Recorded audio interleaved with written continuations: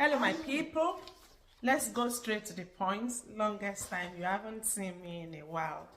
But yeah, I'm doing good, and I want to appreciate those who are staying put, those who are even joining without even seeing anything big going on. I want to offer you special appreciation. But now,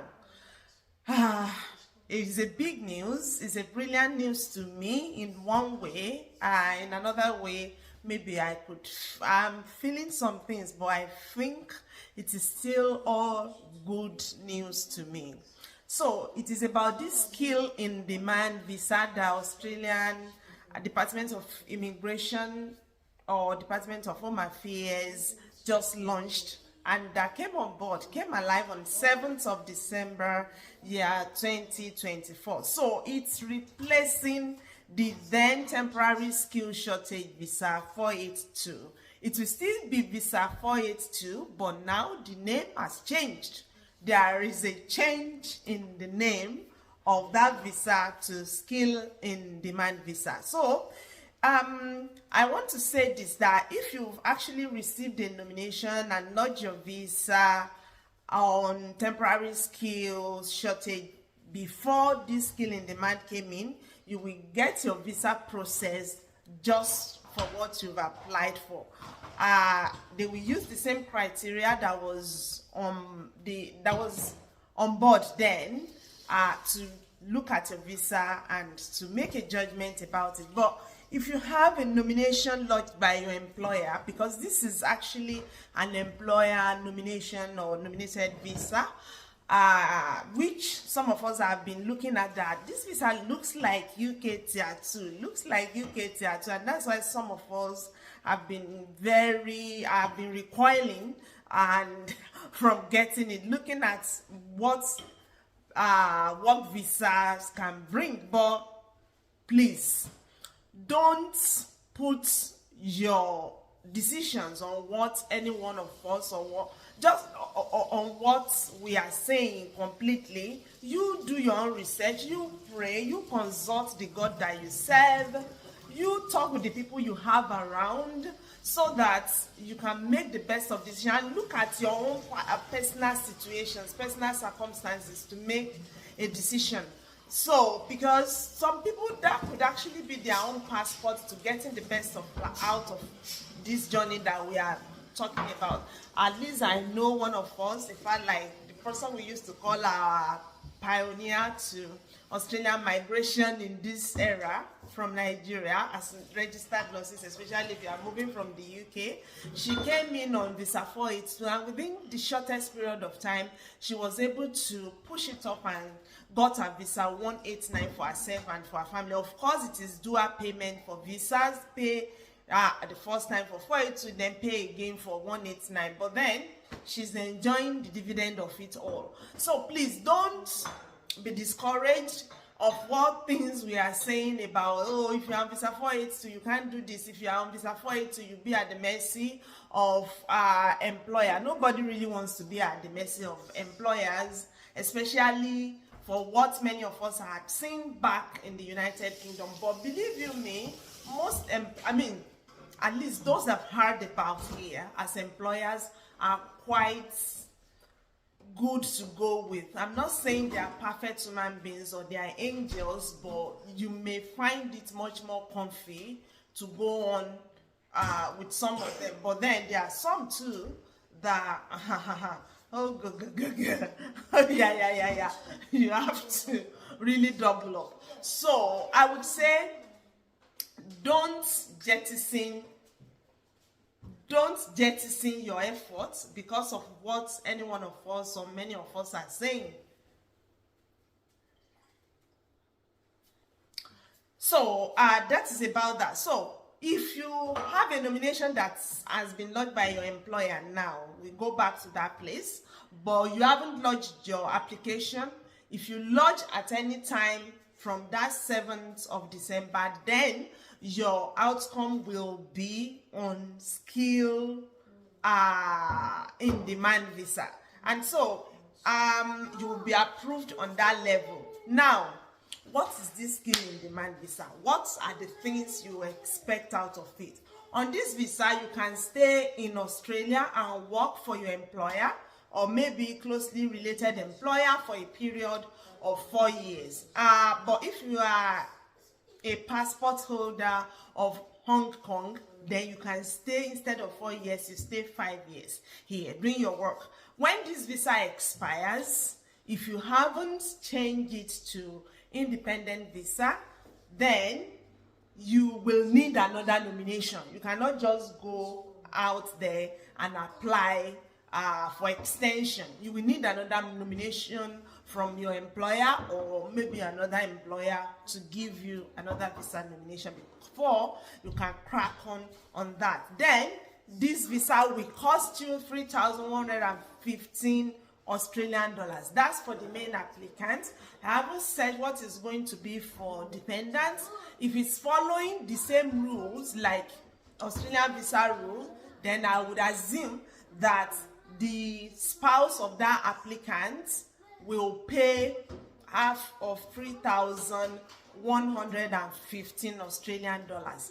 Then the children that are less than 18 years will actually pay a quarter of 3,115 Australian dollars if it follows the pattern, the regular pattern that we've known before. So that would be about that. The processing time, you can check this on immigration website. I won't be spoon-feeding us, but then I want to believe the processing time will be short because a responsible and reasonable employer is definitely or possibly looking for someone who's going to step into that role, and I don't think it is what our Home Affairs will now be sitting on, and they will not release in very good time.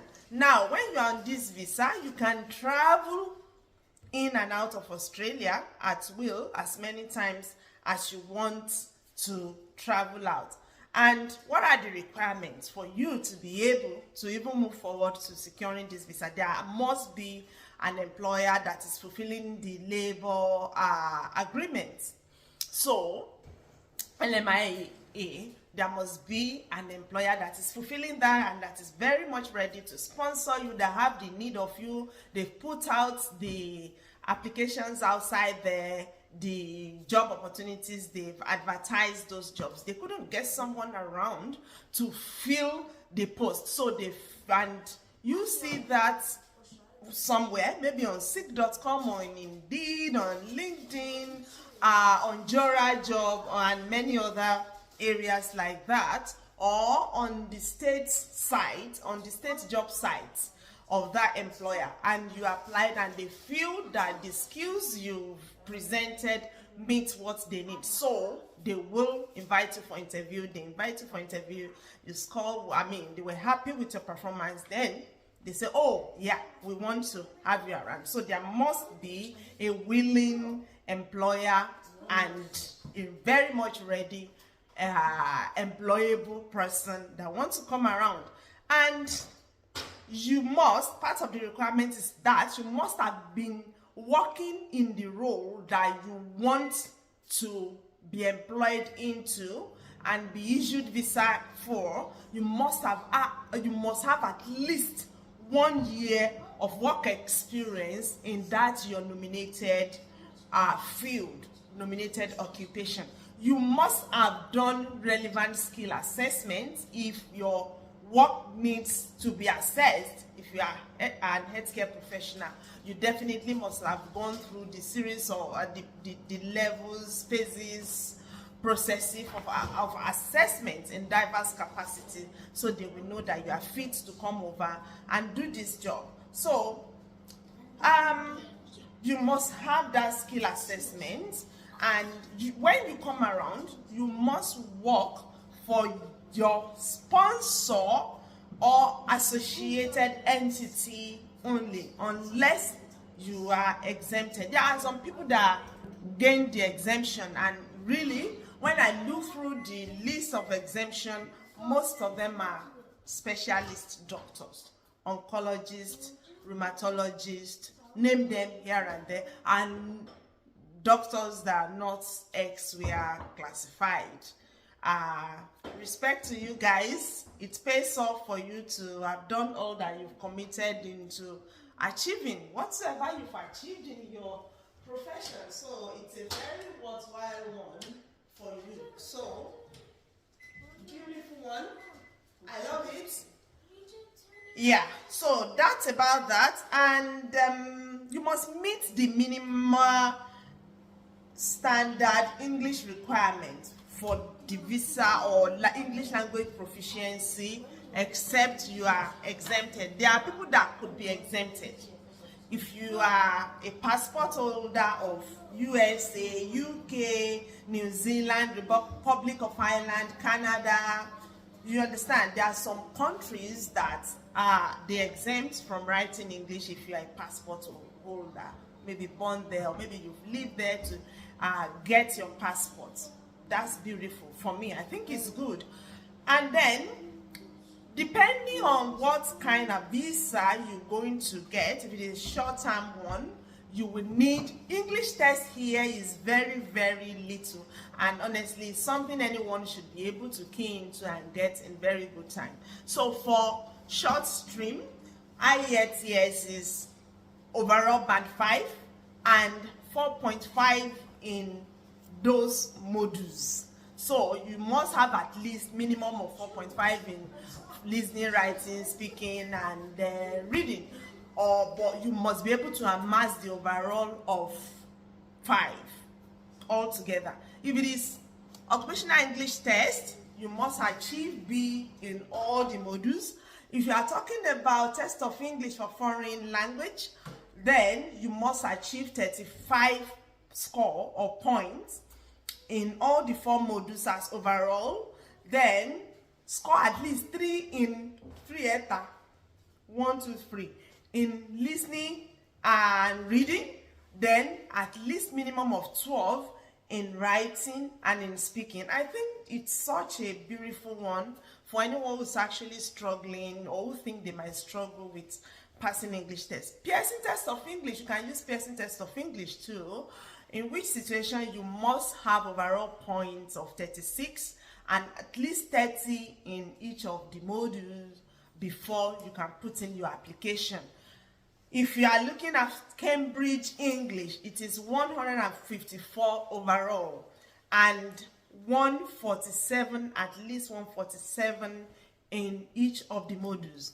Now, if it's medium term one that you're going to apply for, 5 in IELTS all around, B in occupational English test, 35 in TOEFL, and then you must achieve 14, minimum of 14 in speaking and in writing, and minimum of 4 in listening and in reading. Pearson test of English stands at 36 in all the modules, and if you are considering Cambridge test, then it must be 154 all around. It's such a beautiful one. Then I'm going to run you through what you should actually look out for briefly, so that you know what you should do.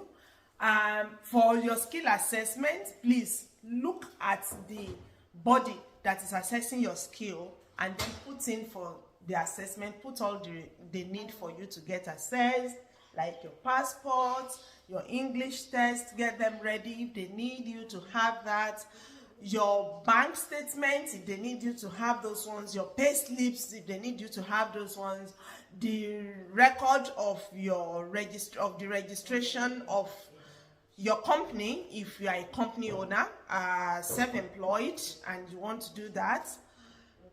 These are the things you should be able to pull around, and then you should be verifying if you are able to get all those things together. So I wish everyone that will be participating in this good success. I wish you good favor. If you have questions, ask me. There are loads of works there. Loads of work, skills in demand, in healthcare, in construction, just name it. Loads and loads and loads that you're going to see in the diagram or in the information that I'll be projecting for every one of us to have a look at. All right, let's go right into that now. Okay. Let's run through the skills in demand together briefly from the page of emihomeaffairs.gov.au. So this is what it's going to be if you put it on your browser. Skills in demand, and it's visa subclass 482, and this was when it came on board. All right, so these are the things you should actually look out for if you want to explore. It's better for us not to be spoon-fed, for us to know what we really need to know by ourselves. Have a good read. If we have questions, we can then discuss them. You must be nominated for a skilled position. You must have the right skills to do the job, and you must meet the relevant English language requirements. We've mentioned all those things in our previous discussions. And so the number of stay, the amount, the processing time is just like 4 months, not anything that is very long. But of course, this will be on case by case basis, and this is the number of time you can stay. This visa for the main applicant, and the next main maybe this is a family of 4, then the main applicant will spend $3,115 for the application. Then their spouse will spend that same amount. Anyone that is above 18 years will spend $3,115. I'm mentioning this again because you may have kiddies that are more than 18 years. The other time I said those children dependents should be less than 18, but no, for this type of visa, till your child is 23 years. If they are 23 years and they are not married, you can still put them in that application and they may still be approved for that visa. I think it's a very beautiful one at that. So processing time I've checked up is about 4 months, and how long you can stay and many other things like that. I will leave you with this link. After you've looked through it, you can then discuss more about it if you have questions to ask about them. But to me, I think it's a brilliant replacement for visa 482. Appears extremely strict in most situations, but note that this one you have to pay for health surcharge, your health insurance. So you look out into checking up how you need to do that, and I believe, to me, it's very beautiful. It's a beautiful one, and there is no age limit to this. No age limit. Whatever your age is, you can put in your applications, provided you can do the job, even if you are 100 years. All right, see you later. And the jobs that will be in this skill in demand, I will expose us to them the next time we come around to chat. Bye.